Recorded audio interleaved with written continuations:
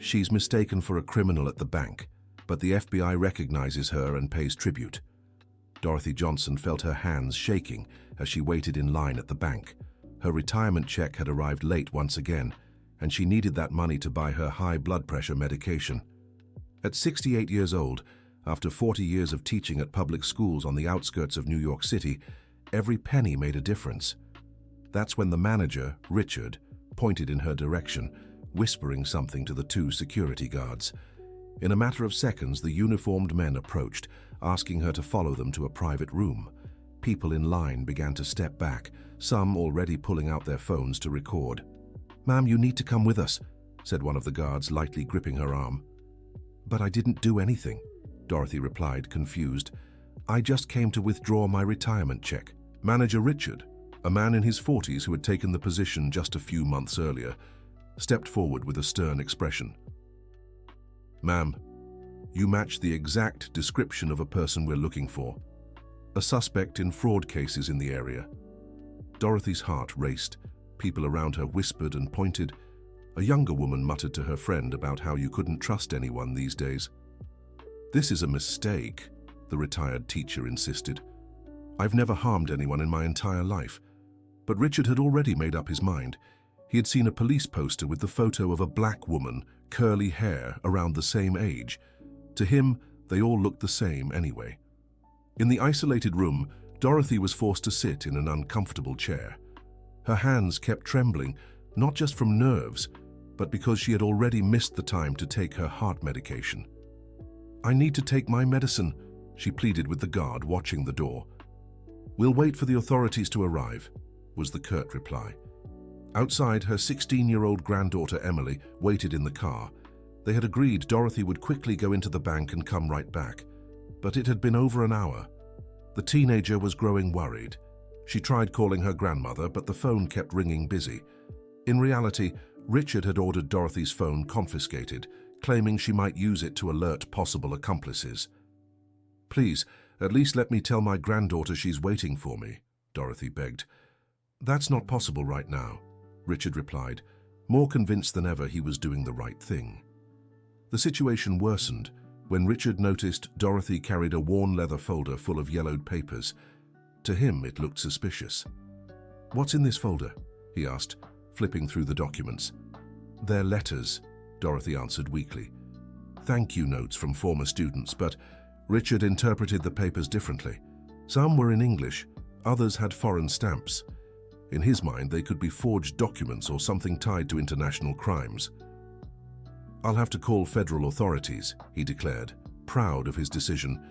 Dear listener, if you're enjoying the story, take a moment to like and especially subscribe to the channel. It helps us a lot as we're just starting out. Now, back to the story. Dorothy asked for a glass of water but was ignored. She felt her blood pressure rising, her head growing heavy. Her medicine was in her bag, but no one would let her take it. 2 hours later, 2 agents arrived at the bank. The younger one, Michael Thompson, was about 35 and had worked in the field for 10 years. His partner, Agent Robert Williams, was a 58-year-old veteran with over 30 years of experience. When Robert entered the room and saw Dorothy, his expression changed completely. He stopped mid-step, carefully studying the woman's face. "Michael," he whispered to his partner, "do you see what I'm seeing?" The younger agent looked at Dorothy, trying to understand his colleague's reaction. Richard, confident, began explaining the situation. "Agents, this woman perfectly matches the profile of the fraudster you're looking for. She was acting suspiciously and carrying what might be forged documents." But Robert wasn't paying attention to the manager's words. He approached Dorothy with deep respect. "Ma'am," he said softly, "are you Dorothy Johnson, the retired teacher from John Adams Public High School?" Dorothy looked up, surprised. "Yes, that's me. But how do you know?" Robert turned to his partner. "Michael, this woman saved hundreds of lives 30 years ago. She was our volunteer translator in Operation Freedom." Manager Richard paled. Operation Freedom? What operation was that? "Agent," he stammered, "but she matches the description. The criminal you're looking for is 45, Michael interrupted, checking his documents. This woman is nearly 70. Robert knelt beside Dorothy's chair. Miss Dorothy, I was just a rookie back then. Do you remember me? Robert Williams. I was that nervous kid you calmed down on the first day. A tear rolled down Dorothy's face. The memories came flooding back. Robert, that boy who wanted to quit because he thought he wasn't good enough? The very same, the agent smiled. You changed my life. Richard didn't understand what was happening. Michael explained, 30 years ago, we uncovered a forced labor ring keeping hundreds of immigrants in inhumane conditions. They came from across Central America seeking opportunities but were tricked and held prisoner. Robert continued. The problem was most only spoke Spanish, some in specific dialects. We needed someone who could communicate with them while understanding their delicate situation. Miss Dorothy volunteered, Michael added.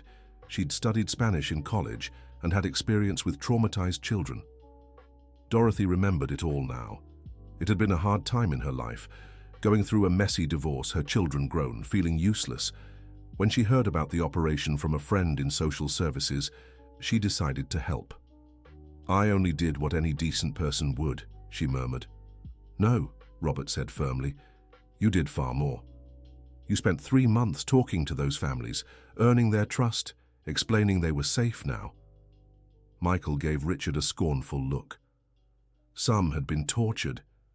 They didn't trust anyone in uniform, didn't trust authority, but they trusted her. Do you remember the Martinez family? Robert asked. Dorothy's face lit up.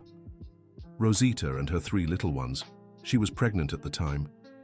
The baby was born 2 months later. They named the girl Dorothy in your honor. The retired teacher began to cry. She'd lost touch with all those families after they were relocated. Are they okay? She asked. Better than okay, Robert smiled. Rosita's daughter graduated from medical school last year. The others are an engineer and a lawyer. Richard tried to recover from the awkward situation. But how was I supposed to know? She looked like the description. Because you didn't bother to check properly, Michael scolded. The criminal we're after is 45, not nearly 70. Robert asked to see the famous evidence that Richard had found. When he opened Dorothy's folder, he found dozens of thank you letters from former students, some in Spanish. Are these letters from families you helped in the operation? Robert asked. Some of them, yes, Dorothy replied. Others are from students I taught over the years. I keep them all. One letter caught Robert's attention. It was signed by the Martinez family and had a Canadian stamp. Did they get their visa for Canada? He asked, moved. Rosita writes to me every Christmas. Dorothy smiled. She says she'll never forget the kindness she received in the United States. Michael turned to Richard. I want to see the security footage of everything that happened here today. The manager grew nervous. The footage, well, that will require authorization. I am the authorization, Michael said firmly. I want to see it now. As they walked to the security room, Robert kept talking to Dorothy. You know, back then we offered you a substantial reward for your work.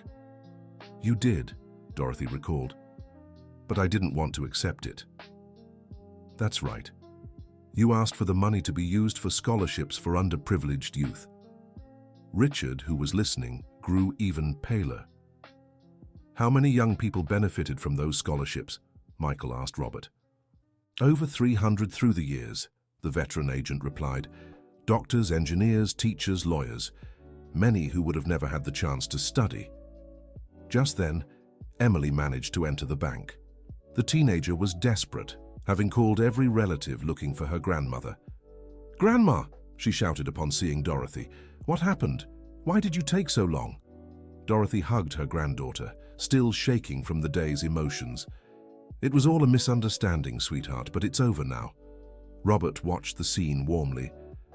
So this is your granddaughter? Yes, Dorothy smiled.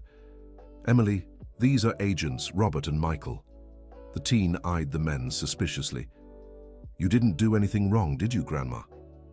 On the contrary, Robert said. Your grandmother is a hero.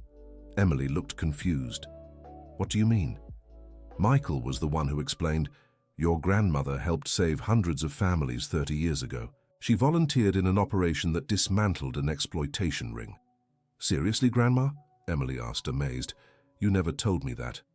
I don't like to boast, Dorothy replied modestly. Besides, it was so long ago. Just then, the security footage arrived. The images clearly showed all the humiliation Dorothy had endured, how she was treated, denied water and medication, publicly shamed. Michael was outraged. This is unacceptable. A woman her age with health issues, treated like a common criminal. It was just standard procedure, Richard tried to justify. Standard procedure would have been verifying the suspect's age before humiliating her in public, Robert shot back. Dear listener, if you're enjoying the story, don't forget to like and especially subscribe to the channel. It really helps us newcomers. Now continuing. Richard's assistant Jennifer, who had witnessed the whole situation, spoke up. Actually, she said hesitantly, Mr. Richard often treats older customers with contempt, especially if they're black or Latino. Richard turned white. Jennifer, that's not true. Yes, it is, the young woman insisted, gaining courage. Last week, you made a 70-year-old man wait 3 hours just because he looked suspicious. Other employees began agreeing with Jennifer.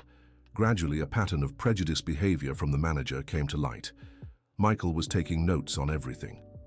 I'll need the names of all the people who witnessed similar situations. Meanwhile, Robert kept talking to Dorothy. Would you like us to reach out to some of the families you helped? I'm sure they'd love to see you. Dorothy's eyes filled with tears. Do they really remember me? Remember you?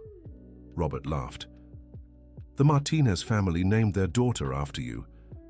The Gonzalez family opened a restaurant and put your photo on the wall. They never forgot. Emily was growing more and more impressed with her grandmother. Grandma, how many things have you done that I don't know about? My dear, Dorothy said affectionately, every life has its stories. Some are more important than others. At that moment, the regional bank director, Anthony Baker, arrived on the scene. He had been called after Michael threatened to sue the institution for discrimination. What's going on here? Anthony asked, confused by the commotion. Michael explained the whole situation, how an elderly woman, a national hero, had been treated like a criminal out of pure prejudice. Mr. Richard, Anthony said sternly, can you explain why you didn't verify the suspect's age before taking any action? Richard stammered, trying to justify himself. I thought it was her. The description matched. The description matched, Anthony asked. A 45-year-old woman and a 70-year-old. Jennifer seized the moment. Director, I need to report that Mr. Richard has a history of discriminatory treatment toward elderly and black customers. Anthony grew serious. What kind of history? He makes them wait longer, questions their documents more, treats them with less respect, Jennifer explained. Other employees began confirming the accusations. John from customer service recounted an incident from the previous week. An 80-year-old woman came to withdraw her pension. Mr. Richard made her wait 4 hours, claiming he needed to verify her documents. Mary from the teller line added, when I asked why the delay, he said, those kinds of people always cause trouble. Anthony was red with anger. Why didn't anyone report this to me before? Mr. Richard always said he'd fire us if we spoke up, John confessed. Michael was writing everything down. This constitutes a hostile work environment and systematic discriminatory practices. Robert suggested, how about we make proper amends, not just for Mrs. Dorothy, but to show the bank condemns this kind of behavior? Anthony agreed immediately. What do you suggest? A public tribute, Michael said. Mrs. Dorothy deserves recognition for what she's done for the country. Dorothy was embarrassed. That's not necessary. I just want to go home and take my medicine. Grandma, Emily said, you deserve to be recognized. I never knew I had a hero at home. Robert smiled. Actually, we have a better idea. How about we bring some of the families you helped here for a gathering? Dorothy's eyes lit up. They'd really come. I'm sure they would, Robert assured her. I can make some calls right now. As Robert made the arrangements, Michael spoke with Anthony about the measures the bank would take. First, anti-discrimination training for all employees, Michael said. I completely agree, Anthony replied. Second, a clear protocol for serving elderly customers and minority groups. You can count on it. And third, a full investigation into Mr. Richard's history. Richard tried to defend himself. "I can improve, it was just a mistake." "A mistake?" Anthony asked. The employees just described a pattern of discriminatory behavior. Jennifer brought more revelations. "Sir, there's something else you need to know. Mr. Richard was promoted to manager because he's the nephew of the former regional director." Anthony was surprised. "What do you mean?" "He never had the qualifications for the position," explained John. "We always knew but couldn't say anything." "How many customer complaints were filed without investigation?" asked Michael. Jennifer went to the computer. "In the last 6 weeks, 17 formal complaints. All about discriminatory treatment." Anthony was outraged. 17 complaints in 6 weeks and no one told me?" "Mr. Richard always said he'd handle it internally," explained Mary. Michael shook his head.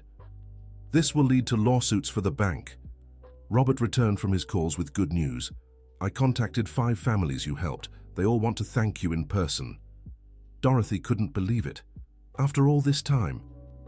"Time doesn't erase true gratitude," said Robert with a smile. Anthony seized the moment. "Mrs. Dorothy, on behalf of the bank, I apologize for what happened today. This should never have occurred." "I accept your apology," Dorothy replied with dignity. "But I hope this doesn't happen to others." "I guarantee it won't," promised Anthony. "We'll implement changes immediately." Emily was proud of her grandmother. "Grandma, you're amazing. Even after all you went through today, you still worry about others." "That's how we were raised, my dear," Dorothy answered. "To think of others before ourselves." Robert received a call.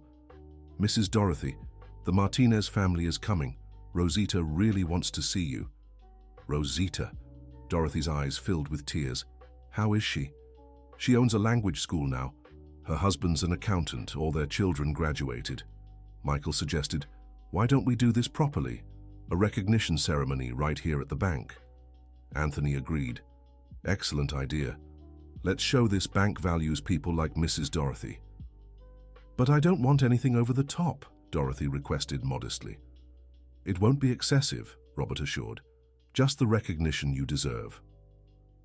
An hour later, people began arriving.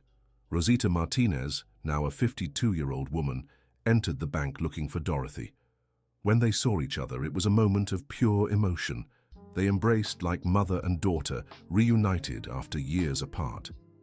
"Teacher Dorothy," said Rosita in Portuguese mixed with Spanish, "I never forgot your kindness. Rosita, dear, how are you? And your children?" "All well, thanks to you. Little Dorothy is in her last year of medical school." "Little Dorothy?" "My daughter, born 2 months after we met. We named her after you." Emily watched tearfully. "Grandma, someone was named after you?" "Apparently so," Dorothy smiled, still holding Rosita's hands. Other families began arriving. The Gonzalez family, the Mendez family, the Rivera family. Each with their success stories, but all sharing one thing: love and gratitude for Dorothy. Jennifer, observing everything, told John, "Look at the difference. This is the kind of person who should be treated like royalty here." "And to think Richard almost had her arrested," John replied, shaking his head. Michael documented everything for the report. "This will serve as an example of how not to treat elderly citizens." Rosita's grandson Daniel, 25, approached Dorothy. "Ma'am, I'm a doctor today because of what you did for my family. Without you, we'd still be exploited." "Dear," Dorothy said affectionately, "you achieved this through your own efforts." "But you gave us the chance," Daniel insisted. "That's why I want to give back." "I'll be your personal doctor for the rest of your life, free of charge," Emily whispered to her grandmother. "Grandma, you've changed so many lives and never told me anything." "My dear," Dorothy replied softly, "good deeds don't need publicity. The satisfaction of helping is enough." Robert announced to everyone, "Folks, I want you to know that Mrs. Dorothy didn't just help your families back then. She refused any payment and asked for the reward money to be used for scholarships." "How many young people benefited?" asked Rosita. "Over 300 through the years," answered Michael. Emotion overwhelmed the room. Daniel asked, "Mrs. Johnson, do you have any health issues I could help with?" High blood pressure and some heart problems, Dorothy replied. Nothing too serious. From now on, I'll take care of you, declared Daniel. It's the least I can do. Anthony seized the moment to announce, on behalf of the bank, I'd like to create a permanent plaque here in the lobby telling Mrs. Johnson's story and her humanitarian work. Dorothy looked embarrassed. That's not necessary. Yes, it is, insisted Robert. People need to know there are heroes among us. Richard, who had stayed quiet throughout the ceremony, approached timidly. Mrs. Johnson, I want to apologize for what I did today. Dorothy looked at him with compassion. I accept your apology, but I hope you learn from this. I have, said Richard sincerely. And if given a second chance, I promise I'll change. Anthony intervened. Mr. Richard, unfortunately, your conduct created serious legal problems for the bank. Michael agreed. There's evidence of a systematic pattern of discrimination. Surprisingly, Dorothy spoke up for Richard. If he's willing to change, perhaps he deserves an opportunity, but not as manager. What do you mean? Asked Anthony. He could do community service, suggested Dorothy. Help with social projects, learn to work with different people. Robert was impressed. Even after all you've been through, you still want to help someone who hurt you. That's how we break the cycle of prejudice, Dorothy explained. Through education and chances to change. Emily whispered to Daniel, Now I understand where my grandmother's kindness comes from. She's a special person, agreed the young doctor. People like her are rare. Rosita approached Dorothy with an idea. Mrs. Johnson, what if we organized regular gatherings? The families you helped would like to stay connected. That would be wonderful, Dorothy replied with shining eyes. Robert suggested, we could create a group where people share stories of overcoming challenges and helping each other. Jennifer, who'd been listening, stepped forward. I can help organize these meetings. After today, I want to be part of something positive. Anthony announced his decisions. First, Mr. Richard will be transferred to community service, as Mrs. Johnson suggested. Second, all employees will undergo sensitivity training. Third, we'll create a special protocol for assisting seniors. Michael looked satisfied. These measures could set an example for other banks. The most emotional moment came when little Dorothy, the 19-year-old named after the teacher, appeared at the bank wearing a white lab coat. Mrs. Johnson, she said in perfect English, I came straight from college when Mum called. Dorothy was moved seeing the young woman. You're beautiful, dear, and already studying medicine. Yes, I'm in my 4th year, and all because you gave my family a chance. You earned this through your own merit, Dorothy insisted. But you opened the door, replied little Dorothy. That's why I chose medicine. I want to help people like you helped us. Emily was emotional seeing so many people who loved her grandmother. Grandma, I want to be like you when I grow up. You're already special, my dear, Dorothy replied, hugging her granddaughter. You just need to find your own way to help the world. Robert made a proposal. How about you become an honorary advisor for our community relations department? What does that mean? Dorothy asked. It means we'll consult you whenever we have cases involving vulnerable families. Michael added, your experience and insight would be invaluable for other cases. Dorothy thought for a moment. If I can help other families, I accept. Anthony took the opportunity to make another suggestion. What if we created a fund in your name to keep offering scholarships? The Dorothy Johnson Education Fund, Robert suggested. There's no need to use my name, Dorothy protested. Yes, there is, insisted Rosita. People should know who's behind this kindness. Daniel volunteered. I can contribute monthly to this fund, and I have doctor colleagues who'd like to help too. Others began offering contributions. Within minutes, a group had formed to carry on Dorothy's legacy. Jennifer suggested we could hold an annual ceremony here at the bank to award outstanding students. And invite the families we've helped to share their stories, John added. Dorothy was moved to see how something terrible had turned into something beautiful. I never imagined such a hard day could end so wonderfully. That's what happens when you have a heart like yours, Robert said. Kindness attracts kindness. Emily asked her grandmother, Grandma, why didn't you ever tell me about all these people you love? Because I didn't think it was important, Dorothy replied. To me, helping was just what anyone would do. That's not true, Michael said. Most people wouldn't do what you've done. Rosita agreed. Teacher, you literally saved our lives. And look how far you've come, Dorothy smiled. That's what makes me proudest. Dear listener, if you're enjoying the story, please like and subscribe to the channel. It really helps us as we're just starting out. Now, continuing, Daniel approached Emily. Your grandmother is an inspiration. You're lucky to have her. Now I know that, the teenager replied. Before I just saw a sweet grandma. I didn't know she was a hero. The best people are like that, said little Dorothy. They do good without expecting recognition. Anthony announced that a plaque honoring Dorothy's story would be installed the following week. We want all our clients to know the kind of person we honor here. And the kind of person we'd never mistreat again, Jennifer added, glancing at Richard.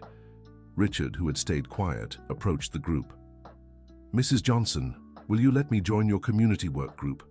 I want to learn to be a better person. Dorothy smiled. Of course, Richard. Everyone deserves a second chance. Robert was amazed. After everything today, you're still willing to help him? That's exactly why I went through all this, Dorothy replied. To show prejudice can be overcome with education and patience. Michael was finishing his report. This case will be an example in our trainings. It shows how situations can change with goodwill. Rosita hugged Dorothy again. Teacher, promise you won't disappear from our lives again? I promise, Dorothy smiled. Now that we're reunited, I won't let you go. Daniel handed Dorothy his card. Here's my number. Any health problem any time of day or night, just call me. Thank you, dear, but I don't want to be a bother. It's no bother at all, the young doctor insisted. It's a privilege to care for someone who cared for my family. Emily asked little Dorothy, how does it feel to have my grandmother's name? It's an honor, the young woman replied. Every time someone says my name, I remember what a kind person can do in others' lives. Jennifer approached Dorothy. Ma'am, may I ask a favor? I'd love for you to be my wedding godmother. Dorothy was surprised. But dear, we barely know each other. Oh, we do, Jennifer smiled. Today I saw the kind of person I want to be, someone who faces injustice with dignity and kindness. Robert announced they needed to wrap up the meeting. Everyone, let's let the teacher rest. It's been a long day for her. But before we go, Anthony said, I'd like to give you this. He held up a document. It's a special bank account with an initial deposit for the Dorothy Johnson Foundation, a contribution from the bank itself as an apology. Dorothy looked at the amount and was stunned. This is so much money. It's the least we can do, Anthony said. This fund will help hundreds of young people in the coming years. Michael suggested, how about we hold an official ceremony to launch the fund, with press coverage? I don't want to be on TV, Dorothy protested. Grandma, Emily said. People need to know there are folks like you in the world. Rosita agreed. Teacher, your story could inspire others to help too. Well, Dorothy said thoughtfully, if it can inspire others to do good, then I accept. Robert smiled. Perfect. We'll arrange everything for next week. Daniel offered. I can bring other doctors who graduated with scholarships from the original fund. They'd love to meet you. How many are there? Dorothy asked curiously. At least 50 just in medicine, Robert replied.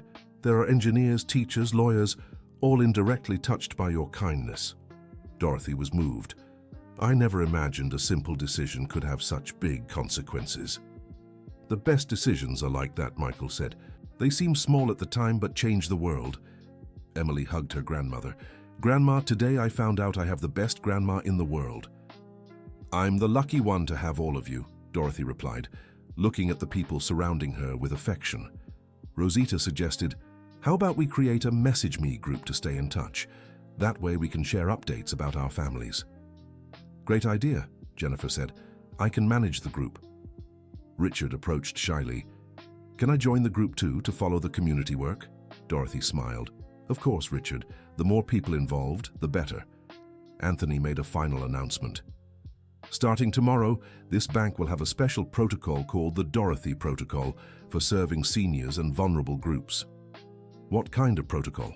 Michael asked, intrigued. Priority service, specially trained staff, and double verification before any suspicion or accusation, Anthony explained. Robert nodded. This should be adopted by all banks in the country. We'll propose it to the Banking Association, Anthony said. Mrs. Johnson's story could bring important changes to the industry. Dorothy was amazed. Can something so simple really do so much? Ma'am, Daniel said, kindness always multiplies. What you planted 30 years ago is still bearing fruit today. And it will keep bearing fruit for the next 30, little Dorothy added. Jennifer checked the clock. Everyone, it's almost 6 in the evening. The teacher must be tired. Dorothy admitted, I am a little tired, and I still need to take my medicine. Daniel immediately grew concerned. Didn't you take your medicine today? Why didn't you tell me sooner? With all the excitement I forgot, she admitted. Let's fix that right now, Daniel said, grabbing his medical bag. I always carry a basic kit. He checked Dorothy's blood pressure. It's a little high, but nothing alarming.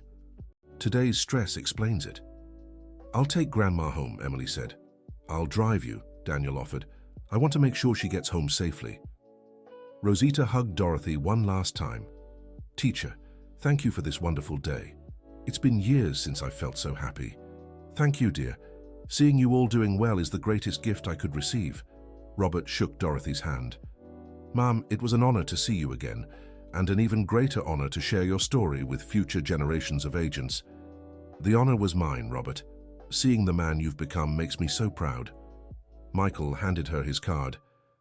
If you ever need anything, don't hesitate to call. You've got friends in public service now. I always did, Dorothy smiled. I just didn't know where to find them. Anthony made sure to walk Dorothy to the car. Mrs. Dorothy, I apologize again for what happened today, and I promise it won't happen again. I accept your apology, Dorothy replied, and I'm glad something good came from all this. Very good, Anthony agreed. You taught us valuable lessons today. Before getting in the car, Dorothy looked back and saw everyone waving at her. Richard stood among them, tears in his eyes. Emily, she told her granddaughter, sometimes the worst experiences lead us to the best reunions. It's true, Grandma. Today is a day I'll never forget. Daniel, who was driving, remarked, Teacher, you changed so many lives today. Not just ours, but even that manager who treated you poorly. I hope so, Dorothy replied.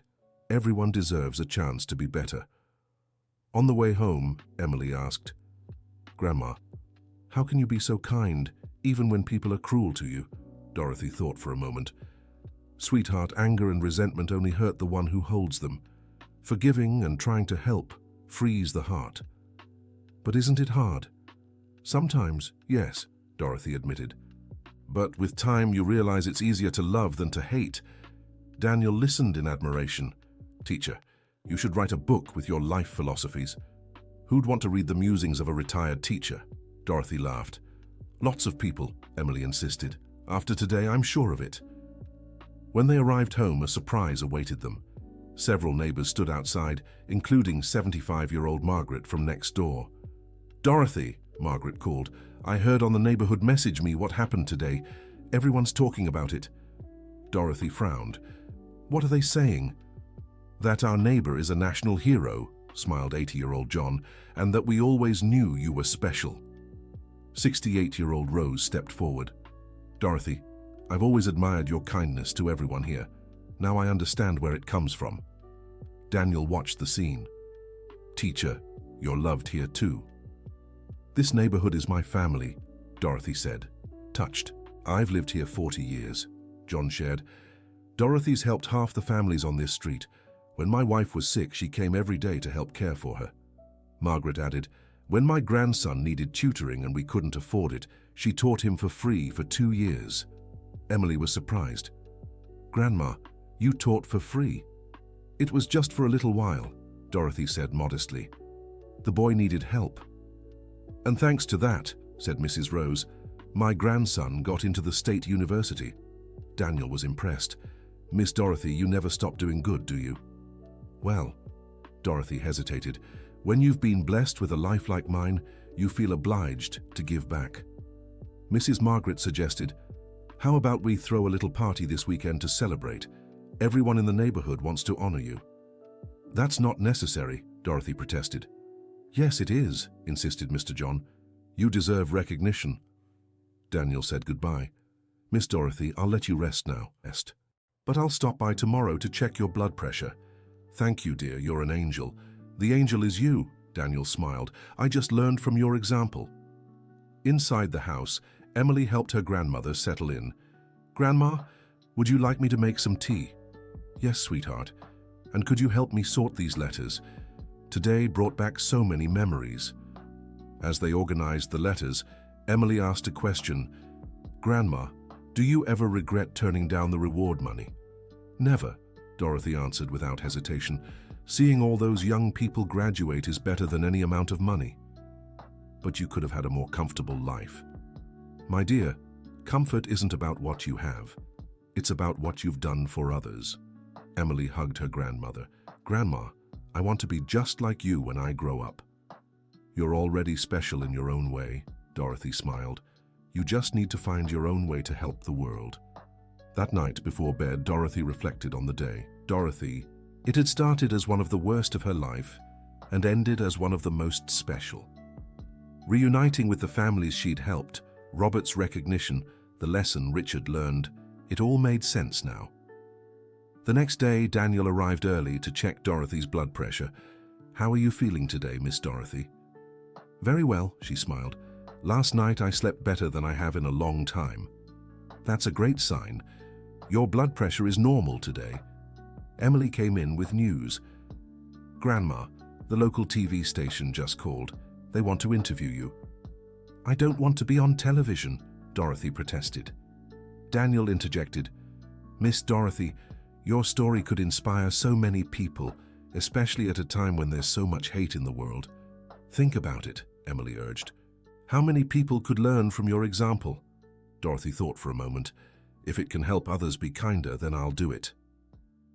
By the end of the week, the official launch ceremony for the Dorothy Johnson Foundation took place. The bank was packed. Families she'd helped, employees, neighbors, doctors who'd received scholarships, journalists. Robert gave the opening speech. "We're here to honor a woman who dedicated her life to helping others without expecting anything in return." Rosita stepped onto the makeshift stage. "Miss Dorothy saved my family 30 years ago. Today my children are professionals thanks to the opportunity she gave us." Daniel also spoke. "As a doctor who indirectly benefited from the scholarships she made possible, I promise to carry on her legacy of kindness and care." Anthony announced, "The bank pledges to contribute monthly to this fund, as well as implement the Dorothy Protocol in all our branches." When it was Dorothy's turn to speak, she was emotional. "I only did what any kind-hearted person would do. If my story can inspire others to help too, then all the suffering was worth it." "We'll bring the Dorothy Protocol to other banks across the state," declared a representative from the Banking Association in attendance. Michael, who was also present, stated, "Miss Dorothy's story will be used in our training as an example of turning negative situations into positive ones." The ceremony ended with the unveiling of a plaque in the bank's lobby. It read, "In honor of teacher Dorothy Johnson, who taught us that true wealth lies in the kindness we offer the world." Emily looked at the plaque proudly. "Grandma, now everyone who comes here will know who you are. And they'll remember to treat everyone with respect," added Jennifer, who had become a close friend. Richard approached Dorothy. "Teacher, I started community service last week. Thank you for believing I could change." "How's it going?" Dorothy asked with interest. "Hard but rewarding," Richard replied. "I'm learning a lot about empathy and respect." Rosita hugged Dorothy. "Teacher, promise we'll always see each other?" "I promise," Dorothy smiled. "Now we're one big family." Daniel stepped forward. "Teacher, the doctors at the hospital want to meet you. Can we arrange a visit?" "If they really want to," Dorothy said shyly. "They do," Daniel assured her. "Your story is inspiring many healthcare workers." As the months passed, the Dorothy Johnson Foundation grew beyond expectations. Dozens of young people received scholarships, and many began visiting Dorothy regularly. The Dorothy Protocol was implemented in over 100 banks across the state, changing how seniors and vulnerable groups were treated. Richard completely transformed through community service. He began coordinating social projects and became an advocate for seniors' rights. Emily, inspired by her grandmother, decided to study social work to help families in need. Daniel remained Dorothy's personal doctor, but also became like a son to her. Rosita and the other families formed a support group for immigrants, using Dorothy's home as a monthly meeting place. A year after the bank incident, Dorothy was at home organizing more thank you letters when Emily came back from school. "Grandma, guess what? My history teacher wants me to share your story at the science fair." "My story isn't science," Dorothy laughed. "Yes, it is," Emily insisted. "It's the science of kindness." Daniel arrived for his weekly checkup. "How are you feeling, teacher?" "I've never felt better in my life," Dorothy answered sincerely. "Reconnecting with all these people has given me a new purpose." "And what do you plan to do with that purpose?" "Keep helping," Dorothy smiled. "As long as God gives me strength." Robert called with news. "Teacher, the state government wants to create a program based on your story. It'll be called Operation Dorothy and will focus on immigrant integration." "What an honor," Dorothy replied emotionally. "If I can help more families, I'd love to be part of it." By the end of that year, Dorothy received recognition at the state legislature. At the ceremony, she was surrounded by hundreds whose lives had been touched by her kindness. As she stepped on stage to receive the Medal of Honor, Dorothy looked at the audience and saw smiling faces of all ages: immigrant families, scholarship students, neighbors, doctors, Richard with his new outlook, Jennifer, now an activist for seniors' rights. In her thank you speech, Dorothy said, "I didn't do anything extraordinary. I just treated people the way I'd like to be treated. If that inspired others to do the same, then my life has had meaning." Emily, now 19 and studying social work, whispered to Daniel, "My grandma still doesn't realize how special she is." "That's exactly why she's so special," Daniel replied with a smile. Little Dorothy, who had graduated from medical school and was doing her residency, stepped forward. "Teacher Dorothy, we have a surprise for you." She handed Dorothy an envelope, which she opened curiously. Inside was a photo of a newly built school in El Salvador, with a sign at the entrance, "Dorothy Johnson School." "The community where my family is from raised money to build a school in her honor," explained little Dorothy, moved. Dorothy was speechless, tears streaming down her face. "A school? With my name?" "They said a teacher who saved families deserved to have a school named after her," said Rosita, who was also present. Robert stepped forward. "Teacher, there's one more thing. The FBI decided to create an annual award in your honor for civilians who stand out in humanitarian actions." Dorothy looked around, seeing all those smiling faces, all those lives that had somehow connected through her simple decision to help. "You know," she said, her voice trembling, "that terrible day at the bank was the best thing that ever happened to me." "Why, Grandma?" asked Emily. "Because it brought me back to you," Dorothy replied. "And it showed me that kindness planted always blooms even after a long time." Daniel hugged Dorothy. "And you showed us that one person can change the world, one life at a time." Richard, who was at the back of the crowd, approached timidly. "Teacher, thank you for turning the worst day of my life into the day that changed it for the better." Dorothy smiled. "Richard, you changed by your own choice. I just offered the opportunity." As the ceremony came to an end, Dorothy realized her life had split into before and after that day at the bank. Before, she was a lonely retiree, keeping her good deeds secret. After, she became the center of a network of love and gratitude that spread across the world. Leaving the ceremony arm in arm with Emily and accompanied by Daniel, Dorothy looked back and saw all those people talking, laughing, making new plans to help others. "You know, Emily," she said to her granddaughter, "sometimes the worst situations are just disguises for the best miracles." "It's true, Grandma, and you're living proof of that." Daniel remarked, "Teacher, do you have plans for the coming years?" "To keep being useful," Dorothy replied simply. "As long as there are people in need, I'll be here." And that's exactly what she did. In the years that followed, Dorothy became a symbol of kindness and resilience. The Dorothy Johnson Foundation grew so much that it opened branches in other states. The Dorothy Protocol was adopted not only by banks but also by hospitals, government offices, and private companies. The school in El Salvador bearing her name became one of the best in the region, and Dorothy kept in touch with the teachers and students there. Richard became the national coordinator for social inclusion projects, always crediting his transformation to Dorothy's example. Jennifer opened an NGO advocating for seniors' rights, using Dorothy's house as its symbolic headquarters. Daniel specialized in geriatric medicine and opened a clinic focused on caring for underprivileged seniors, offering free checkups in Dorothy's honor. Rosita expanded her language school and created a scholarship program for immigrant children, always remembering that it all started with the kindness of a Brazilian teacher. Emily graduated in social work and began working with immigrant families, following in her grandmother's footsteps. Little Dorothy, now a licensed doctor, returned to El Salvador several times a year to volunteer at the school named after the woman who had become her heart's godmother. At 75, Dorothy remained active, attending ceremonies, visiting schools to share her story, and always finding new ways to help. One Sunday afternoon, she was at home with Emily, now 25 and newly married, when Daniel arrived for his weekly visit. "How's our favorite teacher doing?" he asked affectionately. "Well, but with some news," Dorothy smiled. "What news?" "I received a letter from the federal government. They want to create a national program based on my story." Emily got excited. "Grandma, that's amazing. It's a big responsibility," Dorothy said thoughtfully. Daniel sat beside her.